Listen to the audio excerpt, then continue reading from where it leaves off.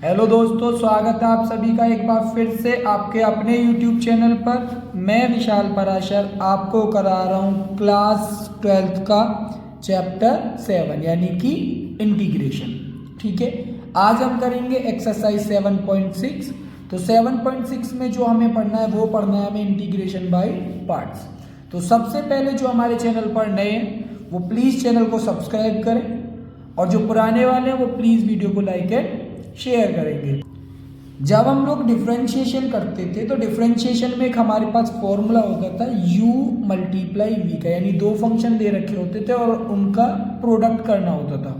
तो उस वाले केस में क्या करते थे, फर्स्ट वाले फंक्शन को बाहर रखा, सेकंड वाले फंक्शन का डिफरेंशिएशन, फिर प्लस सेकंड वाले फंक्शन को बाहर रखा और फर्स्ट वाले का डिफरेंशिएशन करते थे। ठीक है, सेम टाइप से इंटीग्रेशन में अगर हमारे पास दो फंक्शन आ जाएंगे तो उस वाले केस में हम इंटीग्रेशन कैसे करेंगे। तो उसके लिए हम क्या करते हैं, जो फर्स्ट वाला फंक्शन है उसको बाहर रखेंगे और सेकंड वाले फंक्शन का इंटीग्रेशन करेंगे। ठीक है, लेकिन अभी इसमें हमें एक काम और करना है, फिर माइनस फर्स्ट वाले फंक्शन का डिफरेंशिएशन करेंगे, सेकंड वाले फंक्शन का इंटीग्रेशन करेंगे, और यहाँ से जो रिजल्ट मिलेगा उसका वापस से हम क्या करेंगे, इंटीग्रेशन करेंगे। यहाँ पे ध्यान रखना, एक बारी इंटीग्रेशन यहाँ पर है और एक बारी इंटीग्रेशन सारा कंप्लीट करने के बाद है।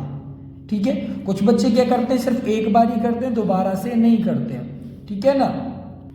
अब दूसरी जो जरूरी चीज हमें यहाँ पे समझनी है वो हमें ये समझना है कि कौन सा फंक्शन हमारा फर्स्ट फंक्शन होगा और कौन सा फंक्शन हमारा सेकंड फंक्शन होगा।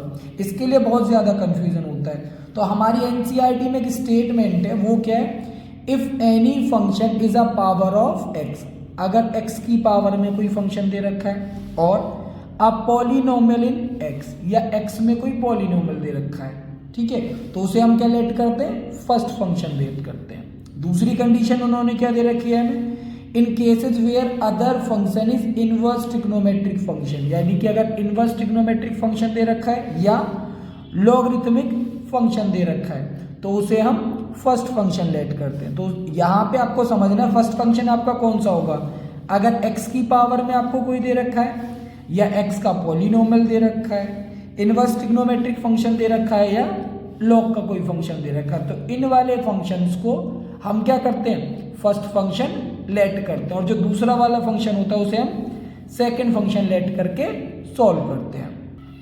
इंटीग्रेशन बाय पार्ट में हमारा एक टाइप और आता है, वो कौन सा होता है, e की पावर x का फंक्शन दे रखा है और इसमें कंडीशन है कि fx दे रखा है और उसके साथ में उसका डिफरेंशिएशन दे रखा है।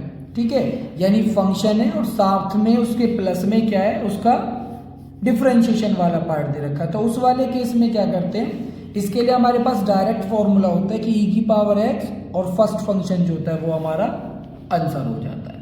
अब इंटीग्रेशन बाय पार्ट में एक कंडीशन और आती है हमारी कि जो हम इंटीग्रेशन बाय पार्ट है वो हर जगह एप्लीकेबल नहीं होता है। ठीक है, जैसे यहाँ पे इन्होंने हमें एक एग्जांपल दे रखा है कि रूट एक्स साइन एक्स है।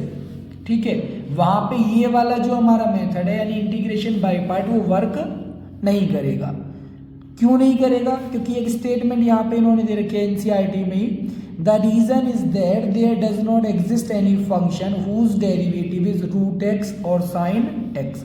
हम सबको पहले से ही पता है कि इंटीग्रेशन क्या होता है, इंटीग्रेशन होता है एंटी डेरिवेटिव, यानी जिस फंक्शन का एंटी डेरिवेटिव एग्जिस्ट करेगा उसी का हम इंटीग्रेशन कर पाएंगे। अगर उसका एंटी डेरिवेटिव एग्जिस्ट ही नहीं करेगा या उसका डेरिवेटिव एग्जिस्ट ही नहीं करेगा तो उस वाले केस में हम इंटीग्रेशन नहीं कर पाएंगे।